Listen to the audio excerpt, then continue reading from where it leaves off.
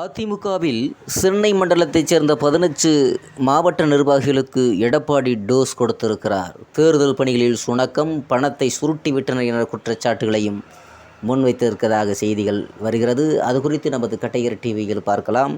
அதாவது தேர்தல் பணிகளில் சுணக்கம் காட்டியதாகவும் பணத்தை சுருட்டியதாகவும் எழுந்த புகாரை தொடர்ந்து சென்னை மண்டலத்தைச் சேர்ந்த 15 மாவட்ட நிர்வாகிகளை அழைத்து எடப்பாடி கடுமையாக திட்டி அனுப்பியிருக்கிறார். தமிழகத்தில் உள்ள 39 தொகுதிகளில் தேமுதிகவுக்கு 5 தொகுதிகள், புதிய தமிழகம், எஸ்டிபி கட்சிகளுக்கு தலா 1 தொகுதிகள் ஒதுக்கியது போக 32 தொகுதிகளிலும் அதிமுக போட்டியிட்டது. தமிழகத்தில் உள்ள 39 தொகுதிகளிலும் திமுக கூட்டணி வெற்றி பெறும் என்று கருத்து கணிப்புகள் வெளியாகியிருந்தன.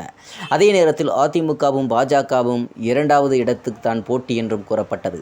ஆனால் பாஜக கூட்டணியில் முக்கிய தலைவர்கள் போட்டியிட்ட கோவை, வேலூர், தென்சென்னை, தேனி, ராமநாதபுரம், பெரம்பலூர், நெல்லை, கன்னியாகுமரி ஆகிய தொகுதிகளில் 2வது இடத்தை பிடிக்க வாய்ப்பு உள்ளன.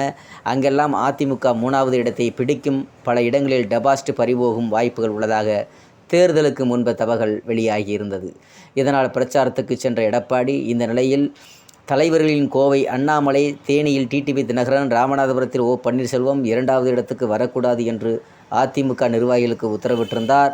ஆனால் தேர்தலுக்கு பின்னர் அதிமுக நிர்வாகிகள் தேர்தலின் போது முறையாக வேலை செய்யவில்லை. எதிரணி வேட்பாளர்களிடம் விலை போய்விட்டனர். சிலர் கடமைக்கு வந்து சென்றனர். கட்சி செலவுக்காக தலைமை கொடுத்த நிதியை மேல்மட்ட நிர்வாகிகள் கீழ்மட்ட நிர்வாகிகளுக்கு கொடுக்க இல்லை. இதனால் பூத் செலவுக்கே கஷ்டப்படக்கூடிய சூழ்நிலை நிலவியது என்று புகார்கள் எழுந்திருந்தது.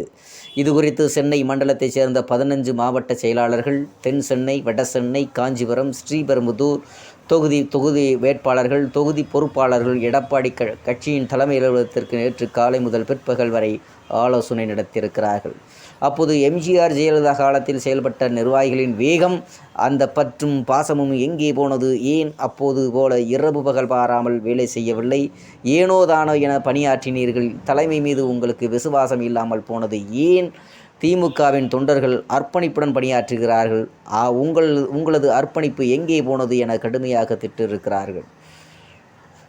திட்டியுள்ளார். கீழ்மட்ட நிர்வாகிகளுக்கு ஏன் பணம் கொடுக்கவில்லை என்றும் எச்சரித்திருக்கிறார். அப்போது சில மூத்த நிர்வாகிகள், நீங்கள் புதியவர்களுக்கு கட்சிக்கு வந்தவுடன் பதவி வழங்குகிறீர்கள், அவர்கள் எங்களை மதிப்பதில்லை என்று கூறியிருக்கிறார்கள். அதற்கு புதியவர்களுக்கு வாய்ப்பு கொடுத்தால் தான் கட்சி உயிரோட்டமாக இருக்கும். எம்ஜிஆர் காலத்துக்கு ஆட்களையே இன்னும் பதவியில் வைத்திருந்தால் கட்சி எப்படி உயிரோட்டமாக இருக்கும்? கட்சிக்கு புதிய ரத்தம் பாய்ச்சல் வேண்டும், அப்போதுதான் கட்சி வளரும் என்று எடப்பாடி கூறியிருந்திருக்கிறார்.